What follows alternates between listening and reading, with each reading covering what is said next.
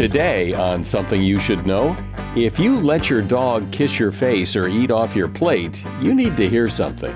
Then, when people say they love something, like their car or their cell phone, is that really love? 72% of the people I talked to had at least one thing that they felt absolutely was really love. And I'm going to let them define that. Also, what's the best way to find romantic love the second or third time around? And there are a lot of things that can kill you, and we'll discuss them. But a fall in your home? A fall in the home is a very common cause of death. Every year in the U.S., there's almost 40,000 people who die from a slip or a trip or a fall in the home. The most deadly room for falls is the living room. The bedroom is the second dangerous. You wouldn't believe how many people die falling out of bed. All this today on Something You Should Know. Something you should know. Fascinating intel, the world's top experts, and practical advice you can use in your life. Today, Something You Should Know with Mike Carruthers. I'd like to point out every once in a while how much we appreciate the advertisers you hear in this podcast. They're very important to us, not only because they help us pay the bills, but you should also know that we vet all the advertisers. I vet many of them personally, and I hope as you hear them throughout this episode and all the episodes, if they are offering something that is of interest, that you will consider doing business with them. First up today, have you ever heard someone say that it's okay for a dog to lick your face because a dog's mouth is cleaner than a human's mouth? Well, that's not quite true. In fact, it's way off. A dog's mouth is filled with bacteria. Now, there is some evidence that dog saliva can kill some bacteria, and if a mother dog licks its pups, she may be protecting them from disease.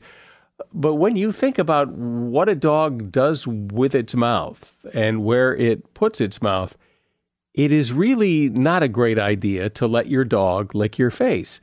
And a new study is out urging dog owners to stop allowing their dogs to kiss them on the face or allow them to eat off their plate, and to even wash your hands after petting your dog, as their saliva, their slobber, may actually be a source of antibiotic-resistant superbugs.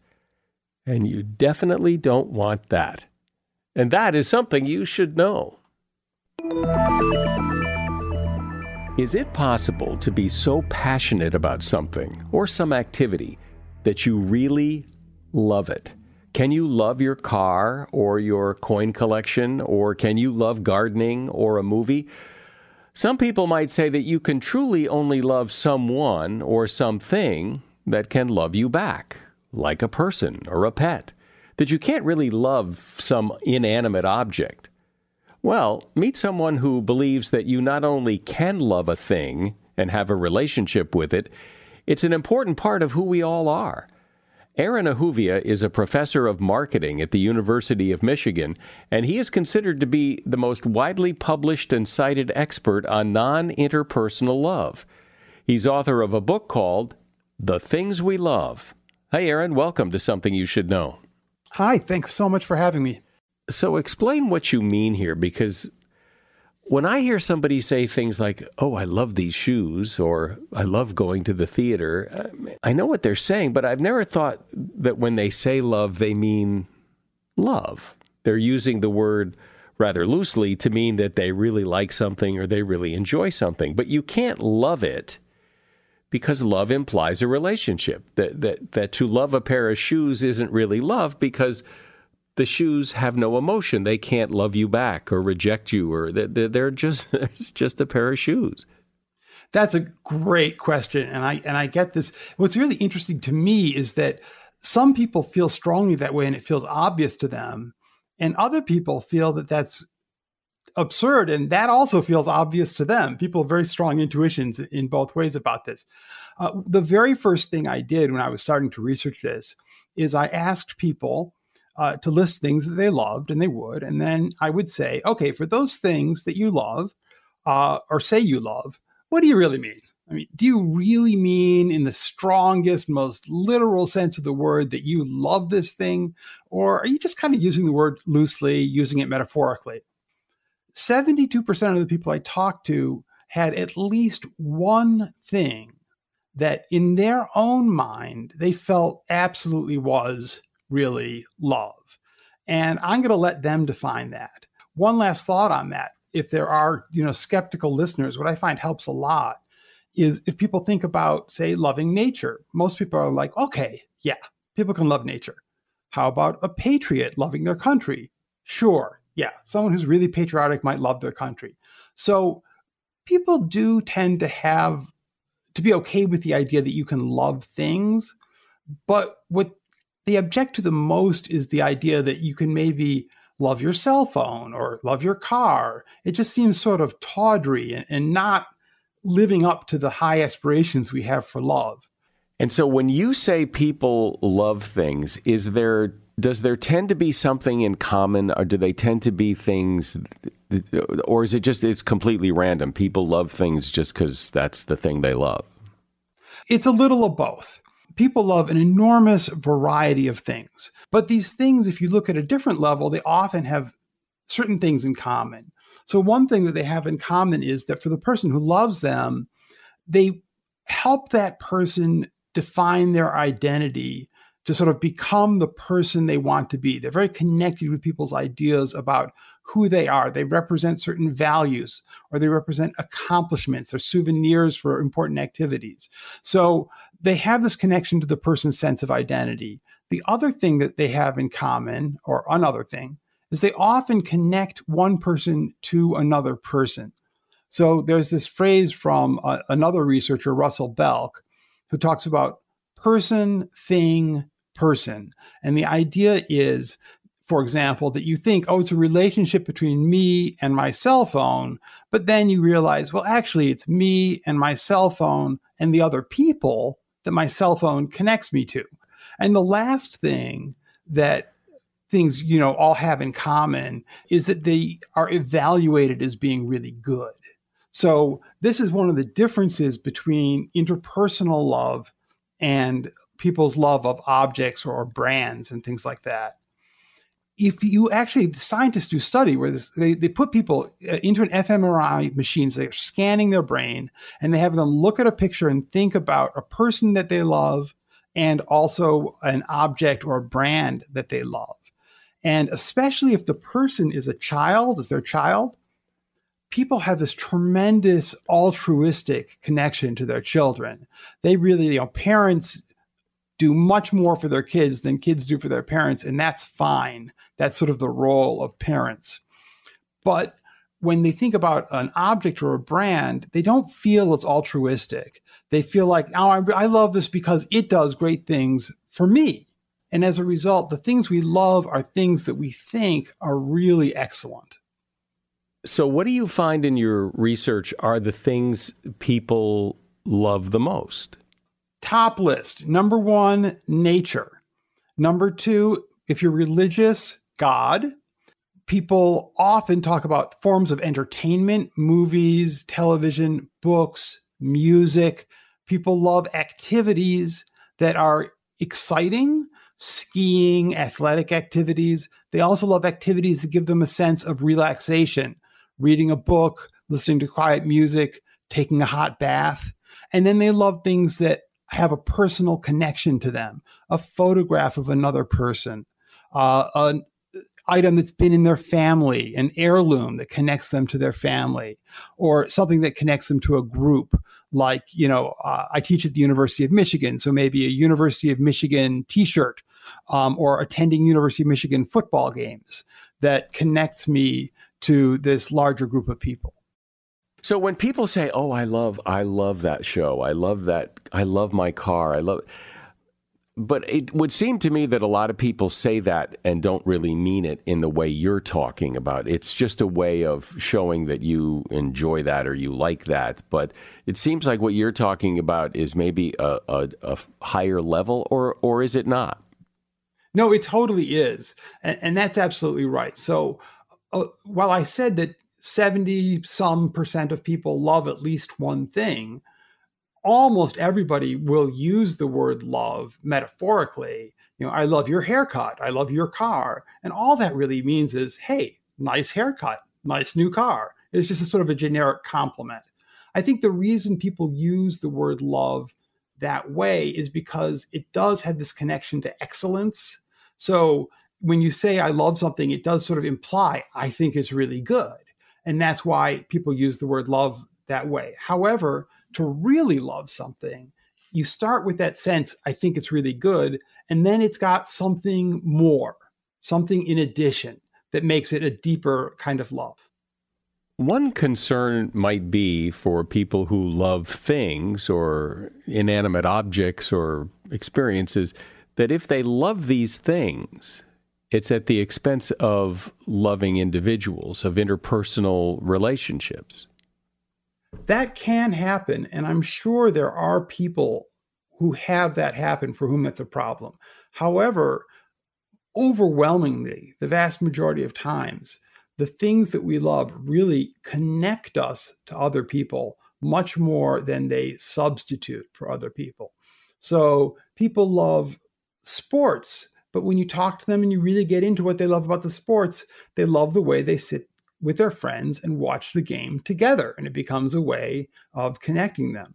I love food and I love cooking, but why do I do that? Because I love the sense of community and friendship I get when I get together with my friends and family and we share a meal together.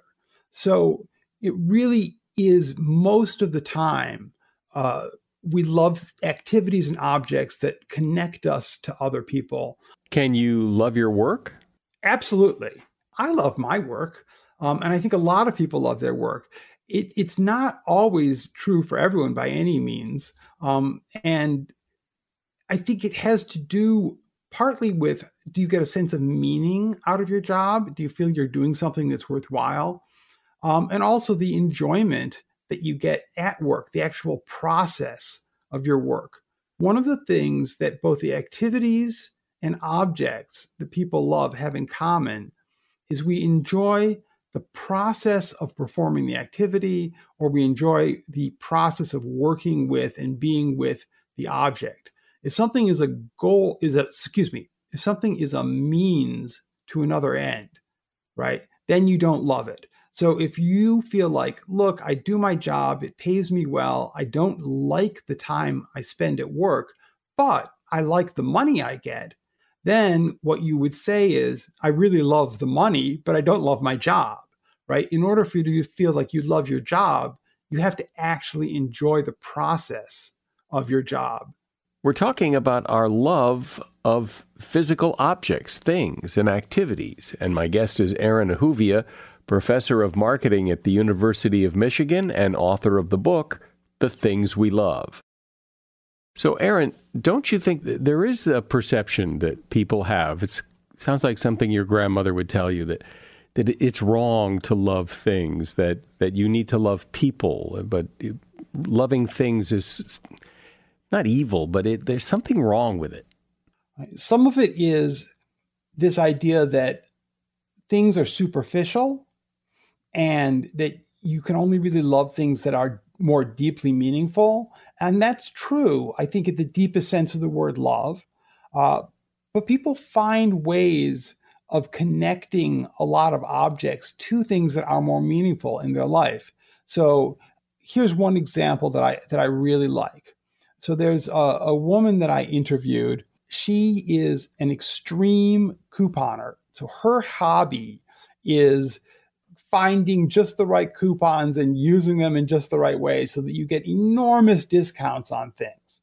And she'll do this, and she'll go in and she'll get, a lot of times it's makeup products or face creams or hygiene products or diapers or things like this that you are able to get these amazing discounts on.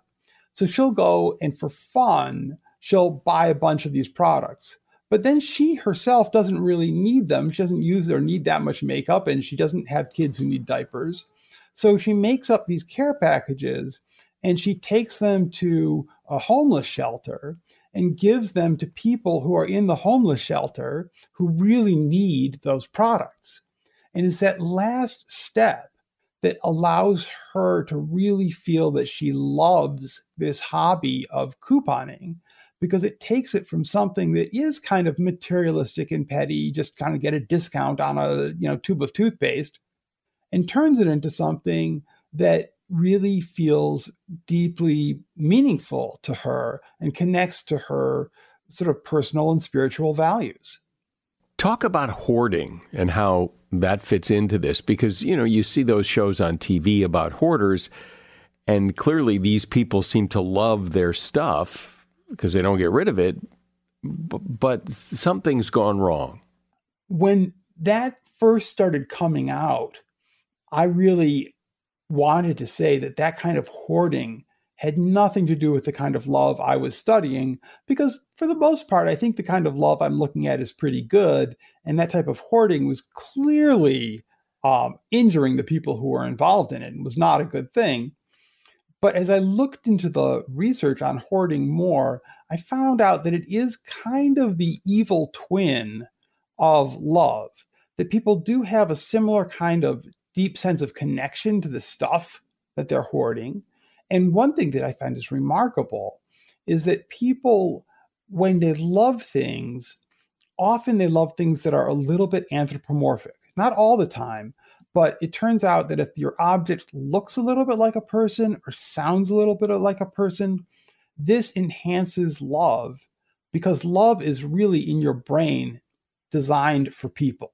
And so when we love something that isn't a person, our brain is sort of taking something that was intended for humans and using it in this other way, applying it in this other way towards objects or activities. And if the object itself looks a little bit like a person, it's easier for your brain to do this. So when objects have this anthropomorphic quality, they look or sound like people, that can make it a little bit easier for people to love them. And to my surprise, when people hoard, they also feel like the things they're hoarding are sort of alive. Part of the reason they don't want to get that stack of molding newspapers, and throw it away as they should, is they feel like it'll hurt the feelings of the newspaper.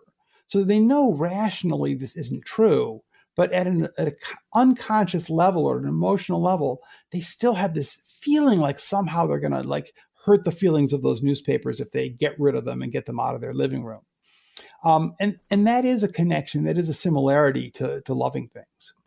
Well, that's not too unlike, when you throw out your kid's teddy bear, and it's hard because you almost think, this has been a companion of my child for many years. It's kind of like throwing away a family member, even though logically that's not the case. Absolutely. And those are the things that people love. When you asked before, what are the kinds of objects that they love? People love, that teddy bear, even if it was, say you're the parent and it was your child's teddy bear, you feel the connection to your kid. And you also remember the role it played in your life. It's connected to your own identity as a parent, because it reminds you of the time when your child was, 2 or 3 years old and was very connected to that teddy bear. And so it has that sort of autobiographical function to connect to your identity in that way. And that's something that all forms of love actually have in common. Whether you're loving a romantic partner, or loving a family member, or loving a friend, or loving an object, everything we love, when we love, we're taking that thing and making it a part of our own sense of identity, becomes a part of who we are, to a greater or lesser degree, but at least to some significant degree. And that, I think, is really the core of love generally. If you ask, what do all these different kinds of love have in common? There's a couple of things, but one of the main ones is they all connect us to our sense of identity, or become part of our sense of identity. And that bears out also in neuroscience studies where they do scans of people's brains, and the person is involved in different types of love relationships. One of the things that all of those different types of love relationships have or show in the brain is that they activate the parts of the brain where a person is thinking about their own sense of identity and sense of who they are. So I have to get you to comment on the idea that what you're talking about, some might see as materialism, that you're not supposed to love things, you're supposed to love people, and that if you love things, you're materialistic. There's some very interesting research, a lot of it based on work that Marsha Richens has done, but also some that I've done with collaborators.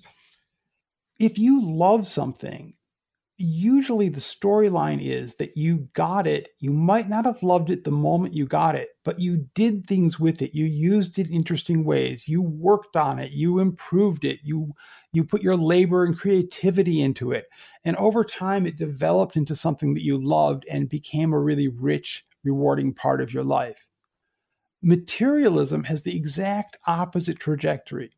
Materialists buy things hoping that the object itself, just its presence in their life, will change who they are. And materialists enjoy the things they are going to buy the most when they're daydreaming about them before they ever buy them.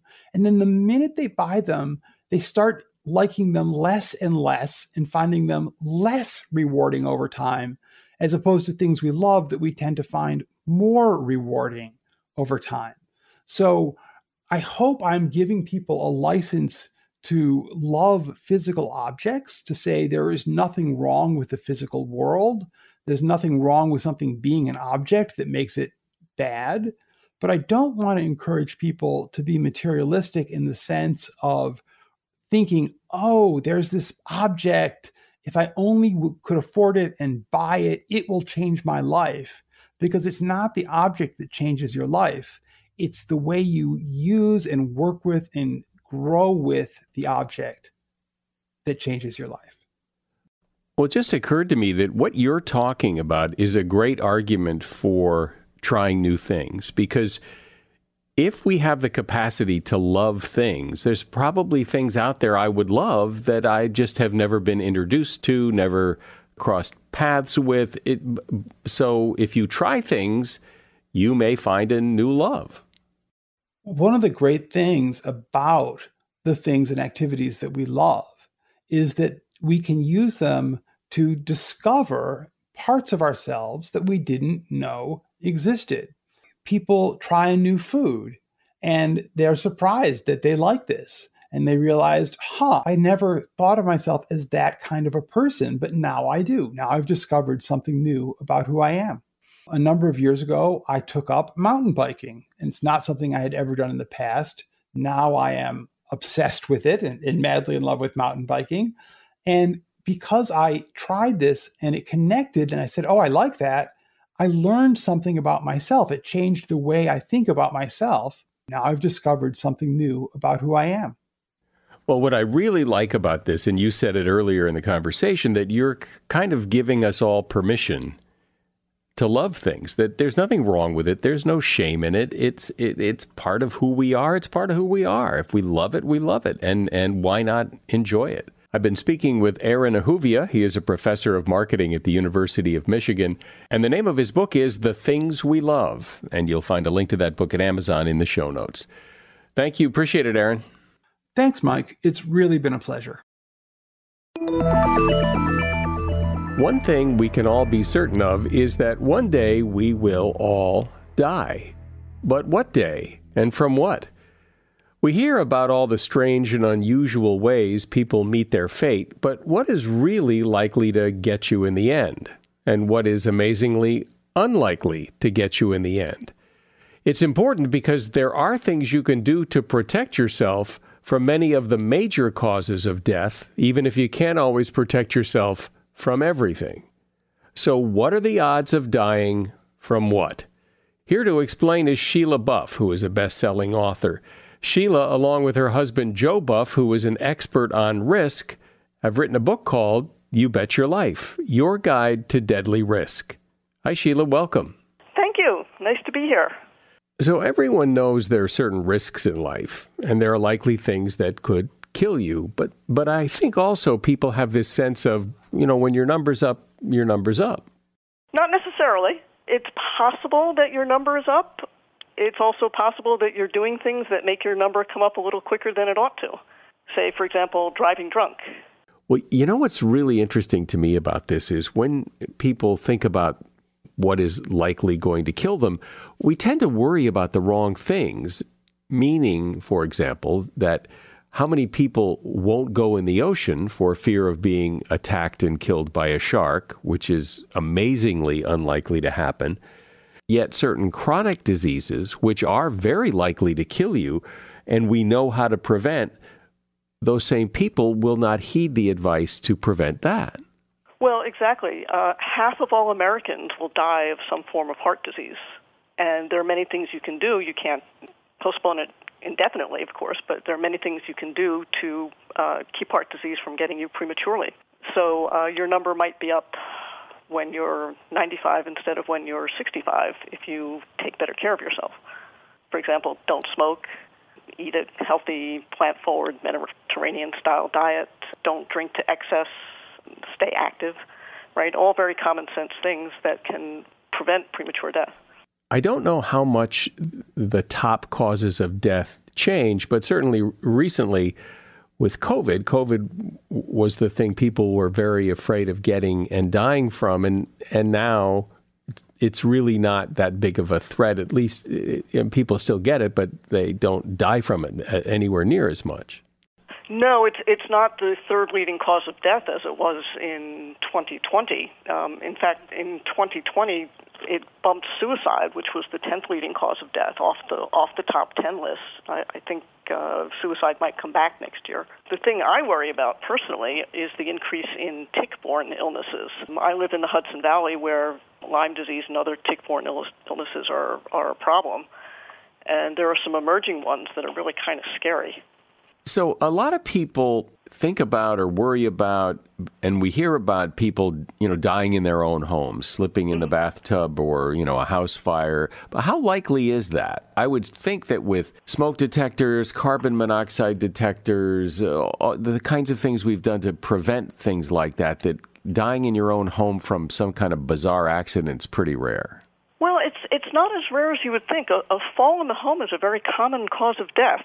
And while it's true that death from fires is far less of a problem than it used to be, because we do have smoke detectors and fire alarms and carbon monoxide detectors and things like that, and homes in general are safer from fire. Things like pilot lights on stoves have been replaced by electronic ignition, so there are just people don't use kerosene heaters or kerosene lamps.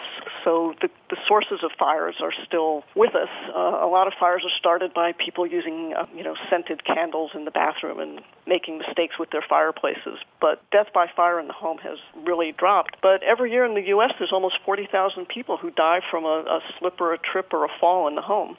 40,000 people? Yeah. A lot of them are from ladders, right? You get on a ladder, you don't, it's a little bit shaky, you climb up it to change the light bulb, and before you know it, you're on the ground with a concussion that kills you, right? But the most deadly room for falls is the living room. That's 31% of all the falls.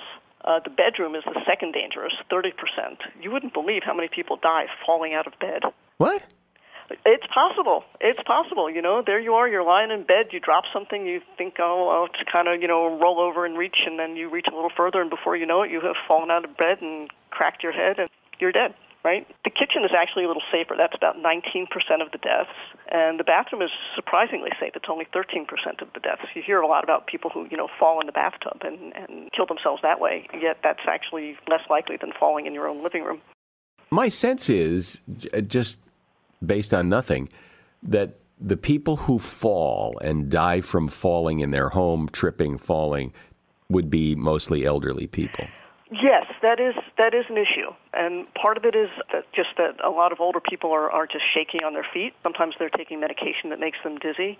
A lot of them have poor eyesight, and sometimes they haven't fall-proofed the house, which is something you should do regardless of your age, but throw rugs that you can trip on or electric cords that are in places where you can trip over them. That all needs to be rearranged so that's not a trip hazard for anybody, but it's especially a trip hazard for older adults. Also, when you're older, you're more likely to break a bone, and a fall where you hit your head is more likely to be fatal because your brain has shrunk a little bit, and it sloshes around in your head more when you fall.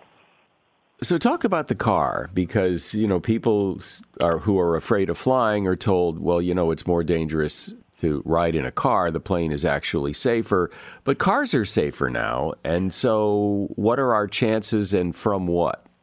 Well, cars are so much safer now that it has caused a crisis in the transplant industry, as it were, right? If you need a kidney transplant, there are far fewer people who have been killed in car crashes to provide a spare kidney for you.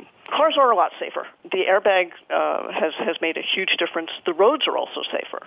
Road construction and design makes it safer for drivers. It actually makes it a little more dangerous for pedestrians. But if you're a passenger or a driver in a car, the design of the road makes it far less likely that you will, say, go around a curve and go over a cliff, right? You're much more likely to hit a guardrail that will actually keep you from doing that as opposed to giving way and sending you tumbling. The people who do die from car crashes die because of, mostly I would bet, not wearing a seatbelt, drunk driving.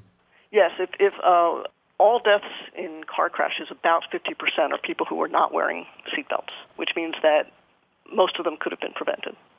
Yeah, the wearing of a seatbelt, I mean, that really is a big deal, right? If you wear a lap and shoulder belt in the front seat, your risk of death in a crash is cut in half. 90% of all people riding in cars wear their seatbelts.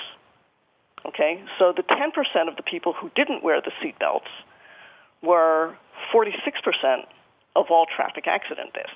Okay, so 10% of the people riding in cars accounted for half of the deaths. You said a minute ago that road construction has made it more dangerous for pedestrians. Can you explain that? Yes, it actually makes the traffic run more smoothly so that traffic moves more quickly. People are driving faster. And it makes it, because road designers want the traffic to move quickly and smoothly, they tend to shorten up the crossing time at crosswalks. And what you get are people who enter the crosswalk a little too late, thinking that they can make it across and not realizing that they can't. When you look at the statistics and the way people die, what is it you find the most peculiar or the most interesting? The thing that struck us the most while we were working on this book were the way there are vast disparities in death rates for a lot of different things. When you look at heart disease, for example, you can see vast geographic differences. Okay, in the state of Oklahoma, which is the worst state for death from heart disease, you have 228.5 deaths per 100,000 population. And that's a way, by looking at the rate of per 100,000 population, that's a way to compare states with very different population sizes to each other. So the worst state for heart disease is Oklahoma, and the best state for death from heart disease, in other words, the state that has the fewest deaths per 100,000 population per year, is Minnesota, which has 116.7 deaths per 100,000 population. So in other words, you're twice as likely to die of a heart attack if you live in Oklahoma as if you live in Minnesota. And why do we think that is? That's a really good question. It's possible when you get down to it and you start comparing things like smoking rates and exercise rates and diet and everything else, that you could see some distinct differences. There's also more subtle differences. How much stress are people under, right? And you can't really predict that. So we know that heart disease is a big killer, but the thing I think people often worry about or talk about anyway is cancer. Cancer is anytime you hear that word, it's just horrible. So what's the deal with that? Well, cancer is the second leading cause of death in the United States.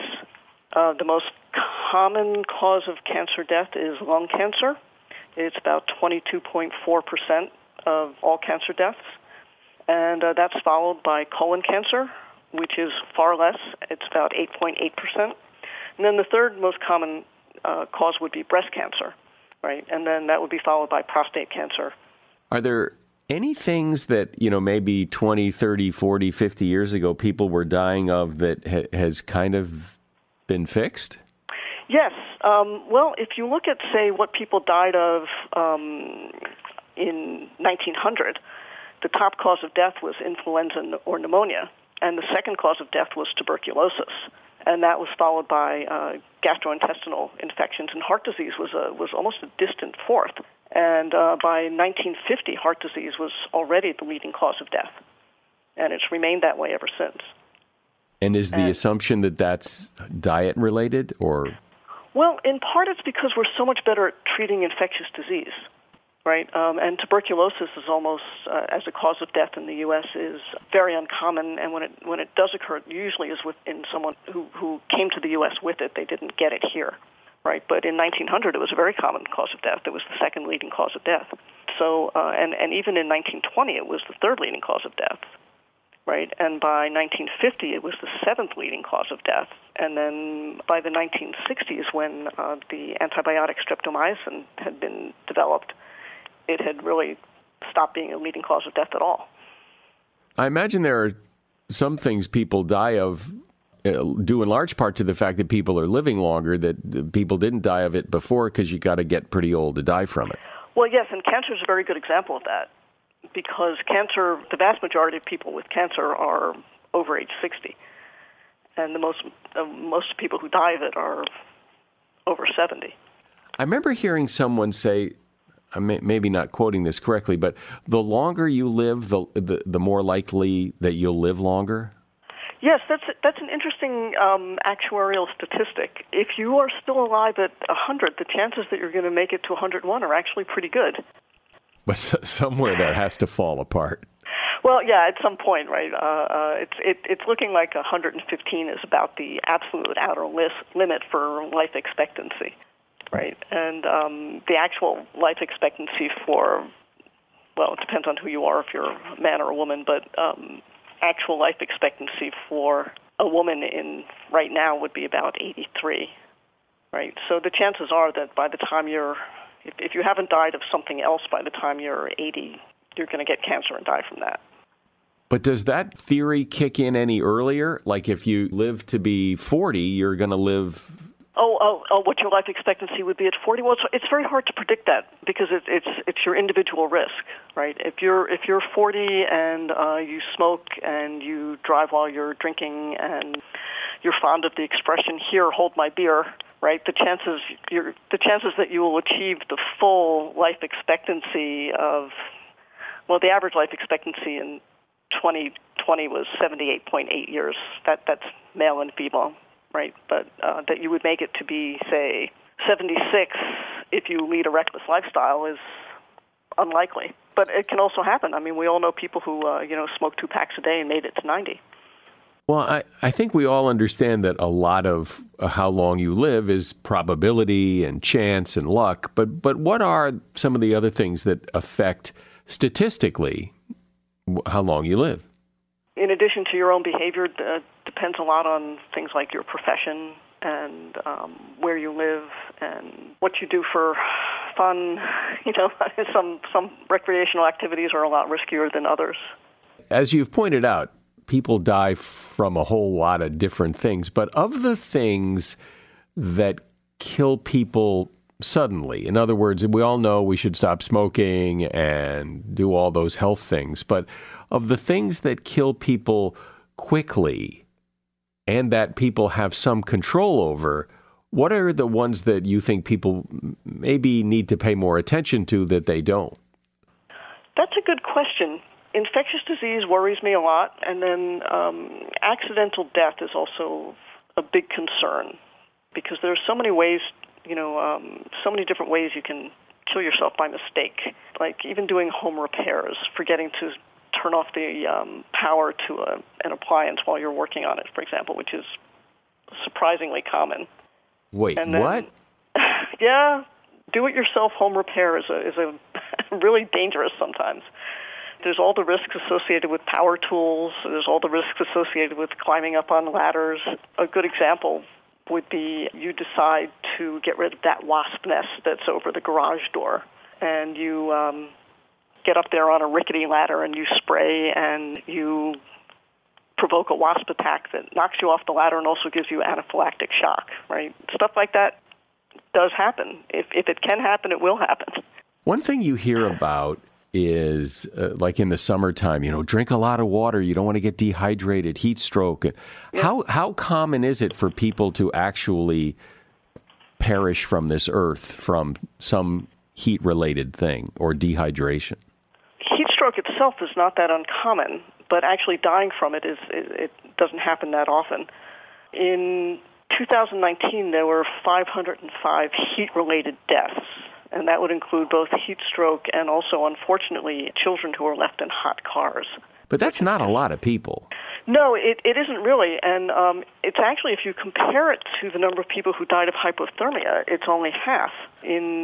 On average, every year, about 1,300 people die of hypothermia.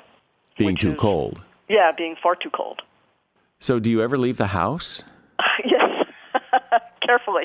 I would imagine. You're probably very careful. Yes, well, the most common sense precautions, like just wearing your seatbelt.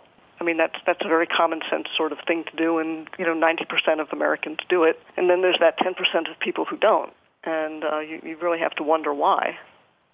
I often wonder how, because cars today make it very difficult for you not to wear your seatbelt. Yeah, boy, they get noisy. One of the stranger things is you've been wearing your seatbelt for most of the trip, but a lot of people will sort of release the belt as they're on kind of the final glide path home. They're on their street and they take off the seatbelt before they turn into the driveway. And you're somewhat more likely to have an accident at that point than you are when you're driving on the highway, because at this point you're not paying as much attention. This is the time when you could maybe get blindsided by another car or drive into a tree by mistake, something like that. And because you thought you were home free, you had your seatbelt off. So wear it all the time. In fact, if you're in the car at all, you should be wearing your seatbelt, even if the car is stopped, like parked. Really? I would never think to do that. Yeah, well, a lot of minor accidents. I mean, they're not rare. They're not usually fatal, although of course it does happen. A lot of accidents take place in parking lots, and you could be in your car, sitting there, parked, getting ready to exit or go to the grocery store or something, and someone pulling out opposite you could back right into you, which has definitely been known to happen. And you would want to be wearing your seatbelt at that point just to avoid injury. Well, even though it's not particularly fun to contemplate your own demise, it is interesting to hear the different ways people do die, and more importantly, what you can do to prevent dying those ways. My guest has been Sheila Buff. The name of her book is You Bet Your Life, Your Guide to Deadly Risk, and you'll find a link to that book at Amazon in the show notes. Thank you, Sheila. Well, it was a pleasure. Stay safe. There's an old Frank Sinatra song, the lyrics of which go, "Love is lovelier the second time around," which may be true, but people looking for love the second or third time around often report that it's difficult to find. Psychologist Terry Orbuck followed the same 746 divorced people for 25 years, and 71% of them have found the new love of their life. How? Well, one prerequisite seems to be let go of the past. Those who said they no longer had strong feelings toward their ex, good or bad, were more likely to find someone new. And how did they find someone new? Well, it was mostly one of three ways: online dating, joining a group that met regularly, or getting fixed up by a family member or friend. And that is something you should know. If you would take a moment and share this podcast with someone you know, you'd be doing me a great favor, and I think you'd be doing your friend a favor too. I'm Mike Carruthers. Thanks for listening today to Something You Should Know.